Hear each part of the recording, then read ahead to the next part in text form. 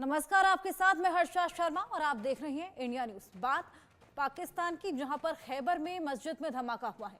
जुमे की नमाज में मौलाना को निशाना बनाया गया। वजीरिस्तान की मस्जिद में आईईडी ने ब्लास्ट किया है। मस्जिद में ब्लास्ट से मौलाना समेत कई लोग घायल हो गए। जुमे की नमाज से पहले ये बम यहां पर फिट कर दिया गया था। पाकिस्तान में 4 दिन में ये बेहद बड़ा तीसरा आतंकी हमला है। हमले के बाद सुरक्षा एजेंसियां अलर्ट पर हैं और आपको बताएं कि केपी प्रांत में मस्जिदों और धार्मिक स्थलों की सुरक्षा अब कड़ी भी कर दी गई है। अब तक किसी भी समूह ने हालांकि हमले की जिम्मेदारी नहीं ली है, लेकिन जुमे की नमाज में ये ब्लास्ट देखने को मिला है। मस्जिद में आईईडी ब्लास्ट और बम पहले से ही फिट कर दिया गया था, जिसके बाद रिमोट के जरिए इस बम से मस्जिद में हमला किया गया, धमाका किया गया और यहाँ पर मौलाना को निशाना बनाया गया था। जुमे की नमाज का दिन, जिस दिन ये ब्लास्ट देखने को मिला। और आपको बताएं, 4 दिन में ये तीसरा बड़ा आतंकी हमला है, जिसके चलते अब पाकिस्तान दहल उठा है।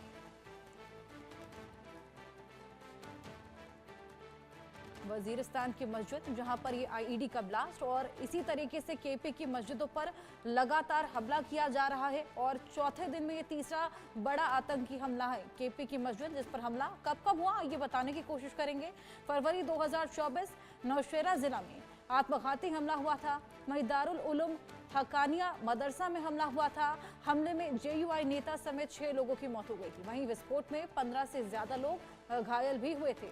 वहीं बात करें जनवरी 2023 की, तो पेशावर के पुलिस लाइन इलाके में भी हमला देखने को मिला था। यहाँ पर एक मस्जिद पर आत्मघाती हमला हुआ था और जबरदस्त हमले में 101 लोगों की मौत हो गई थी। वहीं आत्मघाती हमले में 157 लोग घायल भी हुए थे। जनवरी का हमने आपको बताया। मार्च 2022 की भी बात करते हैं। पेशावर की जामिया मस्जिद में विस्फोट हुआ था और कूचा रिसालदार में आत्मघाती विस्फोट हुआ था। हमलावर ने इमाम बाड़े के अंदर खुद को उड़ा लिया था और ऐसे में हमले की 10 लोगों की मौत हुई थी, पुष्टि हुई थी और कई लोग इसमें घायल भी हुए थे। तो जिस तरीके से लगातार साल दर साल यहाँ पर तमाम हमले देखने को मिल रहे हैं, हमले लगातार बढ़ते चले जा रहे हैं, ऐसे में पाकिस्तान लगातार दहलता जा रहा है। कब पाकिस्तान दहला है ये भी बताएं। आतंकी घटनाएं लगातार बढ़ती चली जा रही हैं। साल 2016 की बात करें तो 526 हमले यहाँ पर देखने को मिले। 17 में 294, 2018 में 164 हमले देखने को मिले।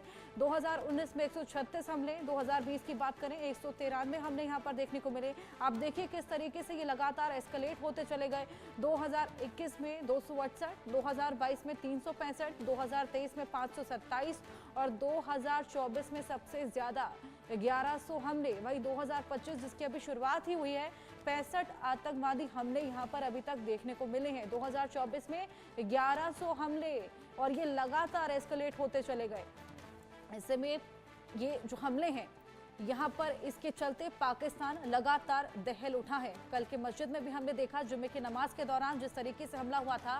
केपी का जो दुश्मन है वो है टीटीपी। ऐसे में पाकिस्तान में इस्लामी शासन की लगातार मांग की जा रही है। हथियार के दम पर सरकार गिराने का ऐलान भी करवाने की कोशिश है। ऐसे में पाकिस्तान को इस्लामी अमीरत बनाने की कोशिश यहाँ पर अमीरात बनाने की कोशिश की जा रही है।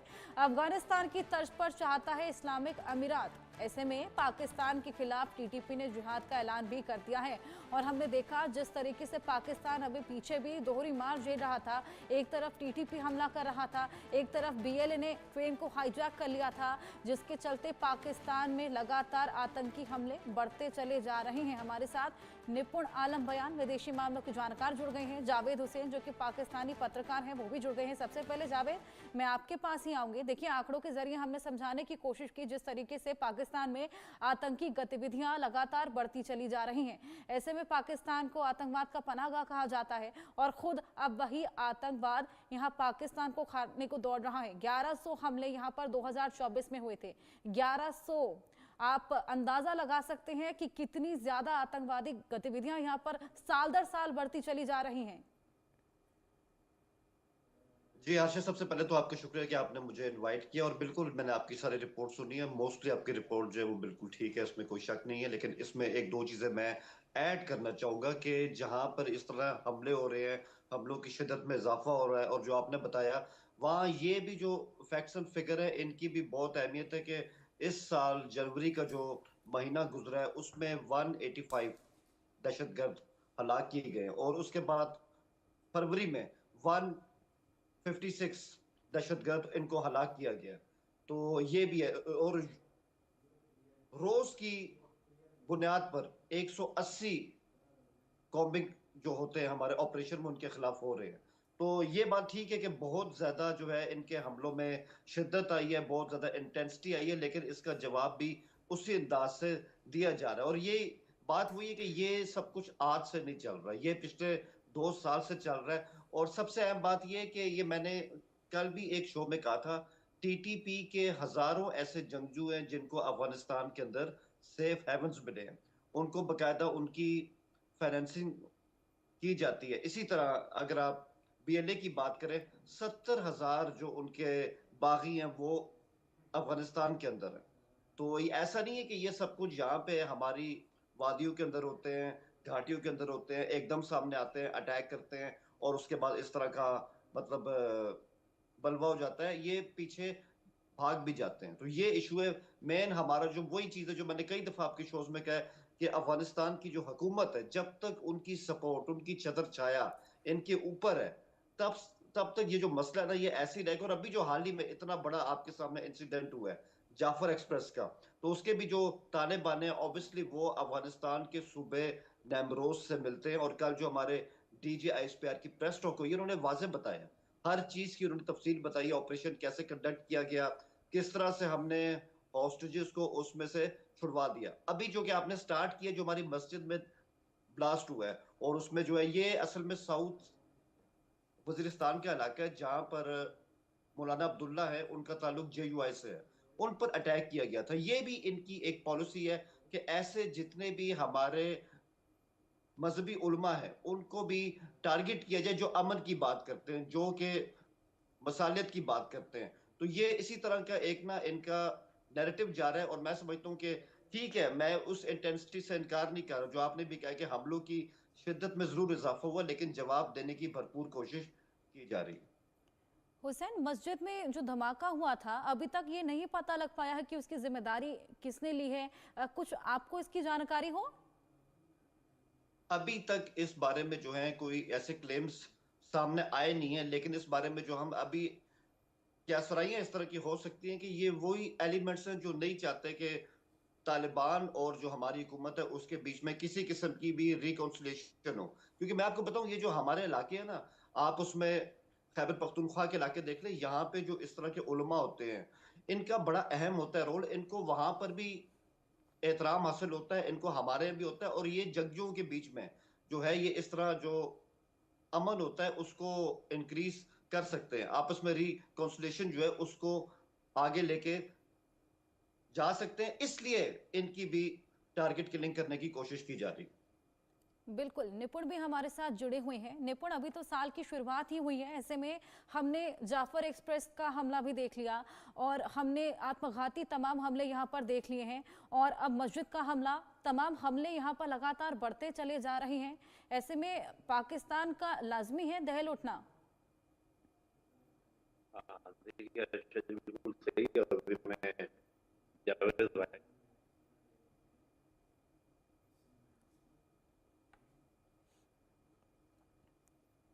बिल्कुल, कुछ टेक्निकल ग्लिचेस हैं जिसके चलते हम निपुण को नहीं सुन पा रहे हैं। जावेद, आपके पास मैं वापस आऊंगी। जिस तरीके से हम देख रहे हैं बैक टू बैक हमले यहाँ पर देखने को मिले हैं, जाफर एक्सप्रेस जिसका आपने भी जिक्र किया, और आत्मघाती हमले पहले हमने देखे थे। और आपको बताएं कि आत्मघाती हमलों के चलते जो चैंपियंस ट्रॉफी पाकिस्तान जिसकी मेज़बानी कर रहा था, जो तमाम क्रिकेट प्लेयर्स थे जो कि वहाँ पर खेलने जा रहे थे, वो तक उसको लेकर बहुत कंसर्न हो गए थे, डर उठे थे, सहम उठे थे।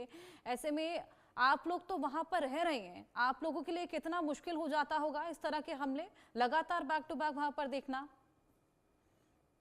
हर्षा, बहुत अच्छा सवाल है आपका। देखें, ये जो है ना, हम इसमें वही कह रहे हैं जो कि हम यहाँ पर होते हैं, और इस तरह की जो इंटेंसिटी है या इस तरह का जो माहौल है वो हम 2007 से देख रहे हैं। 2007 में जब टीटीपी इस तरह से सामने आई थी, जब बैतुल्ला मैसूद ने टीटीपी की बुनियाद रखी थी, तो उस टाइम से 2007 से लेके 2014 को जो टाइम था जब एपी स्कूल पे अटैक हुआ था, ये जो 7 साल थे ना, वो हम सब ने एज अ कौम मतलब एक बहुत ही वर्स्ट किस्म की, आप इसमें कह सकती हैं कि हमने दहशतगर्दी को उसका सामना किया है और उनको देखा है। और फिर काफी टाइम लगा, हमारे यहाँ नेशनल एक्शन प्लान बने हैं, वो फेडरल के लेवल पे बने हैं, वो सूबों की सतह पे बने, उसमें ये फैसला किया गया कि एनफ इज एनफ, अब इनसे बात नहीं होगी। क्योंकि पहले हमारे यहाँ जो सोसाइटी थी एपीएस अटैक से पहले, वो डिवाइडेड थी कि यार कुछ इसमें अगर टीटीपी वाले हैं, कुछ इसमें से गुड है और कुछ इसमें से बैड है, तो इनसे बात भी हो सकती है, इनको समाज के अंदर दोबारा आबाद भी किया जा सकता है। लेकिन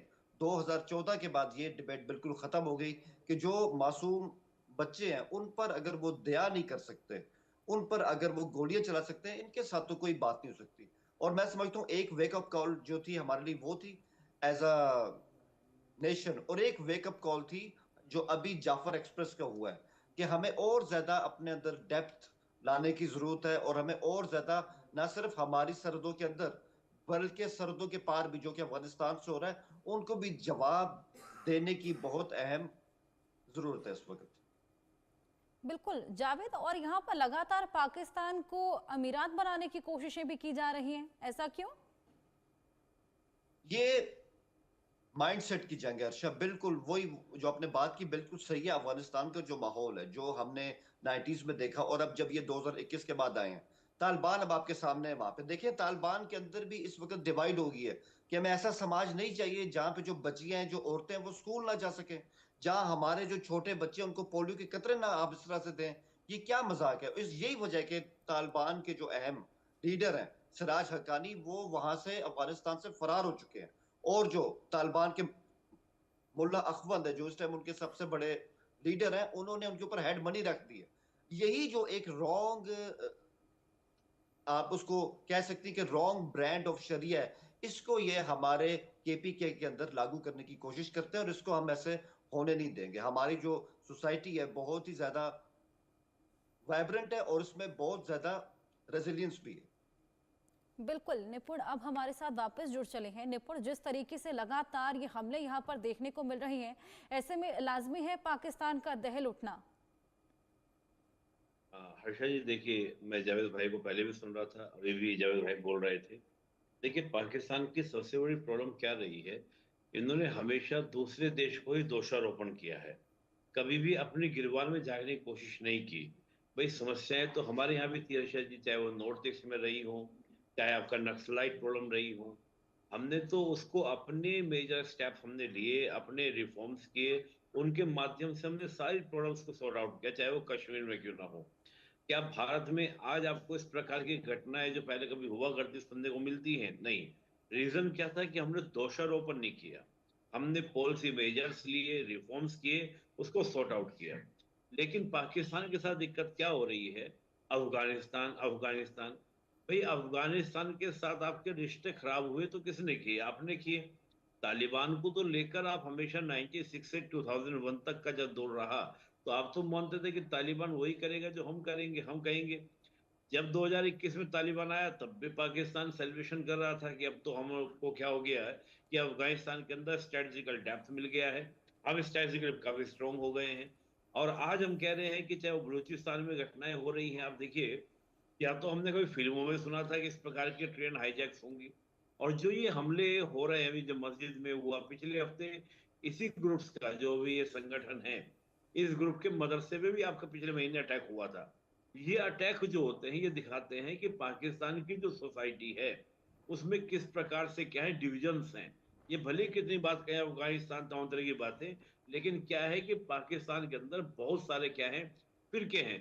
कि पाकिस्तान ने स्टार्टिंग से अहमदिया को स्वीकार किया क्या? अहमदिया की मस्जिद पर अटैक करने वाले क्या अफगानी हैं? नहीं। अहमदिया की मस्जिद पर अटैक करने वाले पाकिस्तानी हैं। अहमदिया के अलावा शियास के ऊपर हमले, आप सोचिए, पहले प्राइम मिनिस्टर से लेकर आज तक हम देखें, वहां पे आज भी घटनाएं हो रही हैं।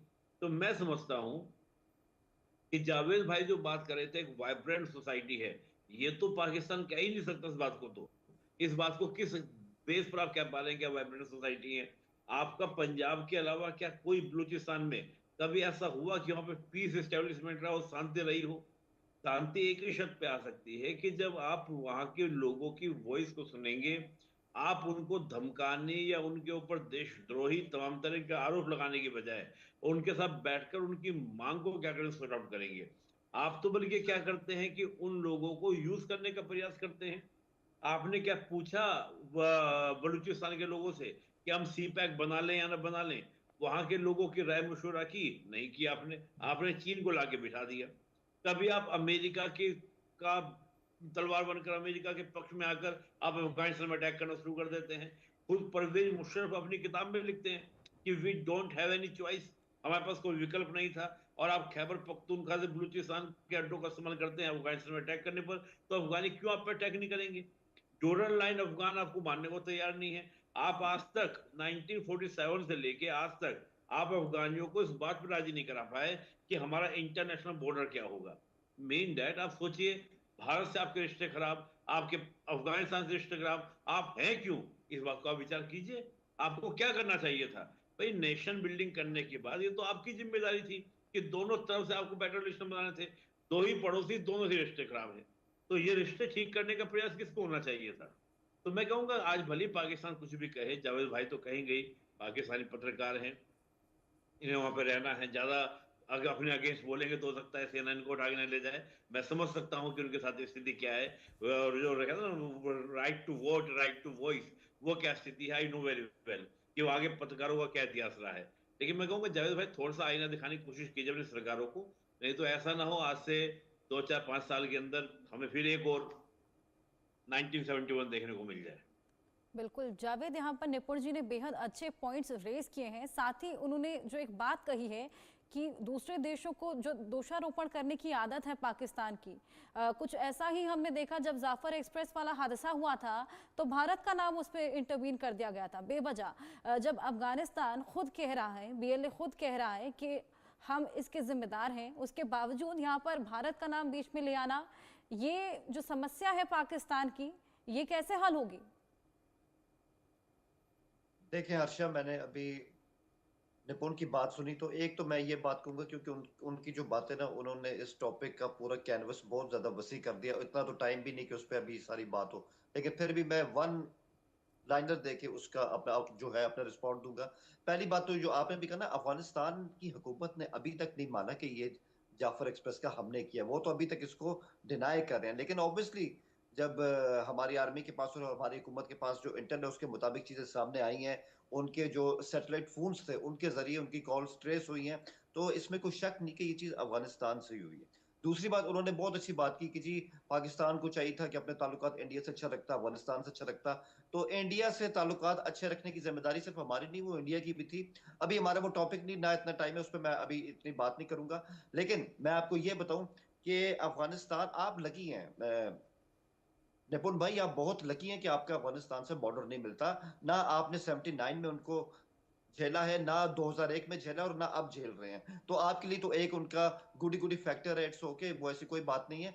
लेकिन मैं आपको बताऊं, हमारी जो जियोग्राफिकल लोकेशन है सिंस 1947, इसकी वजह से हमें नुकसान भी होते हैं, क्योंकि ये जितने भी बिग सुपर पावर्स है वो यहाँ पे उनका इंटरेस्ट होता है। तो ये हमारी मजबूरी है कि 1947 से जो हमारी लोकेशन है, हमें कई दफा इसने फायदा भी दिया और कई दफा हमें इसके जो असरात हैं वो फेस भी करने पड़ते हैं। तो ये ऐसा ही है। लेकिन मैं आपको ये बताऊं कि ओवरऑल अब एक चीज तो यहाँ पे बिल्कुल वाजे है कि अफगानिस्तान के अंदर जो भी काम खराब हो रहा है, इसके लिए हमें किसी भी तरह के स्टेप्स लेने पड़े वो हम लेंगे, क्योंकि शायद निपुण को इल्म है कि नहीं, Afghanistan is the only country 1947 में जिसने पाकिस्तान को तस्लीम नहीं किया था, जिसने यूएन के अंदर भी हमारे खिलाफ जाके कहा था कि हम इनको नहीं मानते हैं। तो उनकी ऐसी खामखा की हिस्ट्री रही है हमारे साथ। हालांकि जितना पाकिस्तान ने उनके लिए किया है, 40 लाख से ज्यादा उनके अफगान जो रेफ्यूजीज हैं पाकिस्तान में, वो 30 साल से रहे।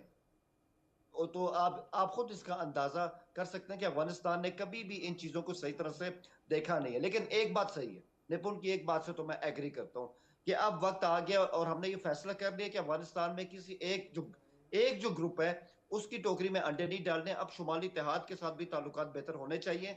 सिर्फ तालिबान के साथ हमने इस तरह से नहीं चलना। बिल्कुल।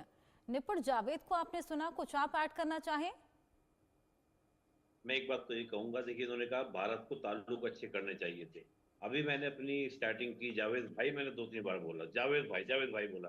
उनके मुंह से निपुण निकल रहा है, उनके मुंह से भाई नहीं निकल रहा है। ये तो हमारे भारतीयों की नेचर में ताल्लुक अच्छे करना। 4 4 बार अटैक हमने नहीं किया। 47, 65, 71, 99 आपने अटैक किया जनाब, हमने कभी आप पे अटैक नहीं किया। 89 से लेके आप ही हमसे लड़ रहे हैं, प्रॉक्सी वॉर कर रहे हैं। हमने कभी नहीं किया। हम तो हमेशा चाहे हैं कि आप हाथ संबंध अच्छे करें। आप तो भारतीय नागरिकों संबंध अच्छे करने को तैयार नहीं है। आपके मुंह से भाई नहीं निकलता है, आप संबंधों की बात करेंगे। और अफगानिस्तान, ये तो किया धरा भाई 47 में आपका बना है ना। हजारों हजारों साल से अफगानिस्तान हमारे साथ रहा है, हमें तो दिक्कत नहीं हुई। जुम्मा जुम्मा 75 साल के आप बने हुए हैं, आपका अफगानिस्तान से बॉर्डर, अरे 75 साल का बॉर्डर है। हम हजारों साल की संस्कृति का हमारा अफगानिस्तान का इतिहास है। अरे का आप देखिए महाभारत के समय से, रामायण काल के समय से, बुद्धिज्म, बिल्कुल बिल्कुल। जैनिज्म, सिखिज्म, तब से हमने अफगानिस्तान को मेंटेन किया है। आप पे 75 साल में संभल रहा, क्योंकि निपुण जी, आपने जावेद गलत का एक गलत लास्ट बनाया कमेंट, देश। समय कम है अब हमारे पास। एक कमेंट है। पहले तो आज जाते जाते मैं निपुण भाई को ये कह दूं कि भाई, निपुण भाई कह रहा हूं आपको, आपसे मेरा क्या मसला है? कोई मसला नहीं है, आप भी हमारे भाई हैं, उसमें कोई नहीं। और हर्षद जी, आखिर में एक ही बात कहूंगा क्योंकि टाइम कम है, मेरी आपसे रिक्वेस्ट है, कभी एक प्रोग्राम रखे, इनको भी बुलाएं और मुझे भी, पाकिस्तान इंडिया के ऊपर एक दफा हमारी डिबेट होनी चाहिए। चलिए बिल्कुल जावेद, निपुण, बहुत शुक्रिया आपका हमारे साथ जुड़ने के लिए और अपने तमाम इंसाइट हमारे साथ शेयर करने के लिए। यहाँ